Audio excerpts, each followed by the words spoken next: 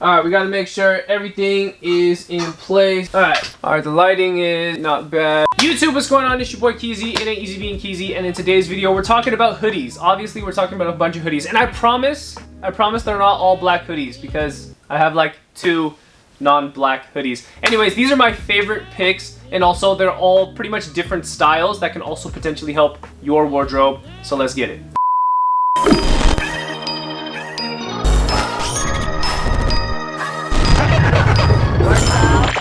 How we're gonna format this is I'm gonna go through each one and I'm gonna kind of give it a title. It's gonna kind of be like this ambiguous title that potentially can help you to go out and find these particular hoodies and these particular fits.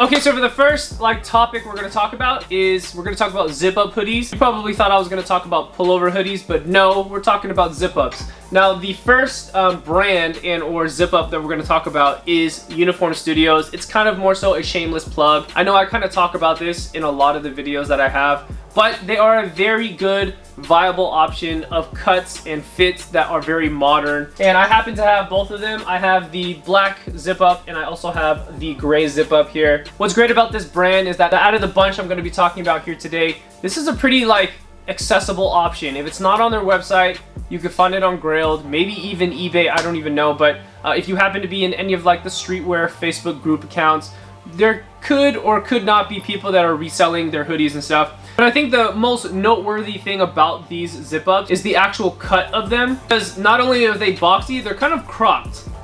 I think that's the best words for it. Yeah, it's a very cropped hoodie. In this waist area, it's actually pretty high, and it's a lot higher than other hoodies that you're going to be trying on.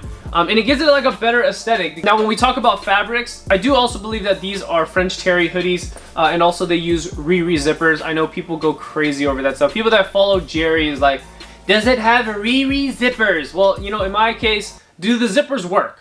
I don't give a shit what brand it is. Does the zipper work? Okay, the zipper works. Perfect. Let's keep it moving here. Anyways, don't want to talk too much about it. I mean, I got it in black. I got it in gray. Again, if you can, check them out. I'll put their website down below. Let's move on to the next item.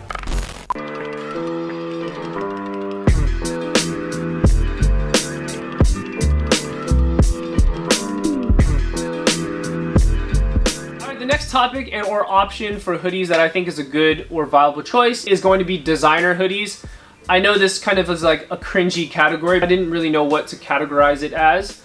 So I do own a couple Balenciaga hoodies. And I only said designer because I'm not telling you to go out there and just particularly buy Balenciaga. I do think though that Balenciaga makes some really nice fits and of course some nice fabrics. I mean, you kind of pay for that. And I know sometimes making these types of videos of men's essentials, hoodies, basics and stuff like that, or those type of titles can kind of boil down to cheaper alternatives. But the reason I'm saying to kind of invest into designer hoodies, I'm not saying buy a whole bunch, but from time to time, if you end up finding one that is a good quality hoodie, I would go for it because they last a long time, and then it's you get what you pay for. Obviously, Balenciaga is extremely expensive. There's no doubt about that. It is very expensive.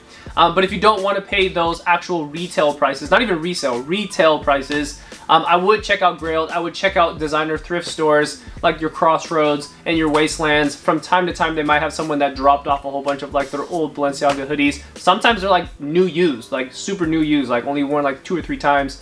If you're lucky enough to get it in your size, but it's there. Usually it's way more than half off. It's 60% off of the actual retail price, which is a major plus. Oh, and also why I ended up buying this particular hoodie is because I did like the graphic on it. I don't always like all of Balenciaga's graphics that they put on their hoodies. I know it might be cringe now, but I do like that it says their name really big on the back. I'm just really big on black pieces that have white text. You just can't go wrong with hoodies and t-shirts and whatever that have all black with white text on the back, which we're going to talk about a little bit more when we start going down some of these other hoodies here. But yeah, I'm bringing up this topic purely for the fact that it's good to try it out at least. I mean, if you have never bought a designer hoodie before, at least go to the store and go try it on and see what the difference is. Because over the years, even for myself, I've owned 1,000 different hoodies, whether low quality or high quality, and I always come back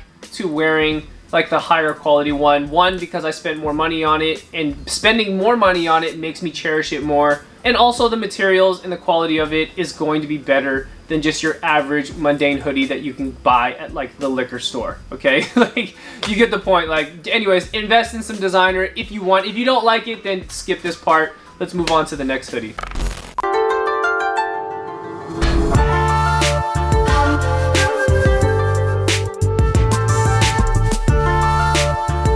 Okay, and oversized. Oversized is the next topic that I want to talk about. Oversized kind of seems to be more so a timeless thing, but the oversized look really kind of sprouted about because of Jerry Lorenzo and Kanye West and things like that, and especially because the aesthetic of Fear of God kind of trickling over into other brands and kind of copying the fits. But my two examples of oversized hoodies is another Balenciaga hoodie. I've talked about this in a different video, but I like this one because fabric is like super thick, and also the ends of the sleeves and the bottom where your waist is at is actually like 2 times longer than your average hoodie. You can actually kind of use this to kind of crunch it up, and it starts to kind of look like a regular hoodie, and then when you don't crunch it up, it kind of makes the hoodie look a little bit more cropped, which I'll try to show some b-roll of what that looks like too. And then I have another Uniform Studios hoodie with another black hoodie with white text on the back.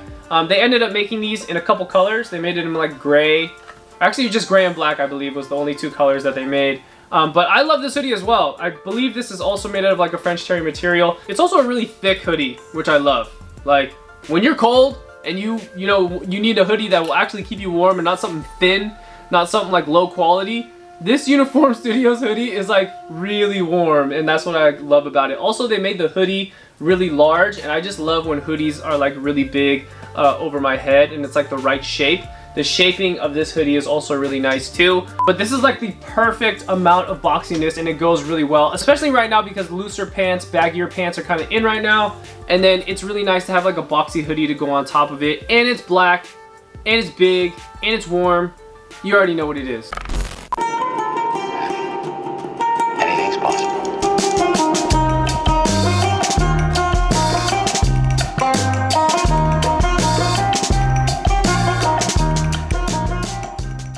Last up, I mean, I can title this vintage, but I guess I don't know. Essential vintage, it would be like the topic for it. So this pickup is actually a really vintage Evisu jacket. If I happen to have b-roll that I'm showing you right now of me wearing this, it's because I washed it, because right now, whew, it smells horrible. Like, I bought this off of where did I buy this? I think I got it off eBay or Grailed, and the item ended up being like, it's so old. Like, this Evisu hoodie is like, I can't say the word archive because if I said archive that would be kind of cringy. It's just like a very vintage Evisu piece, like an authentic Evisu piece from Japan. It's not made in China, I believe, and also the fabric is like super thick, but it just stinks. It did. Like, whoever took care of this thing beforehand, before selling it to me, I even told him in the message, in the DM, and I was like, bro, like, does it smell bad? And he was like, no, it doesn't really smell that bad. It just smells old. And I was like, okay. I was like, don't wash it then and send it to me. And then he sent it to me, and I get it, and it smells like shit. Like, like, okay, it doesn't smell like actual poop, but it smells like overly fragranted something. Like, it sat next to like herbs for like over 30 years or something like that, and the stench is so strong that if you touch the hoodie, your hands will smell like it. Like now, it's gross, it's really gross. But the cool thing about it is that it is an actual vintage piece, and it's not like fake vintage. It's not like a remade vintage. It's not something that you washed 4 times and it started fading. It's actual, like, old. Probably this might have been like 25 years ago, maybe 20 to 25 years ago. That this hoodie was made, and it's new. That's the thing about it. It's brand new, but they never wore it, and it just sat somewhere. And the fading, I think it sat in the sun too, and it has some really nice fading to it as well.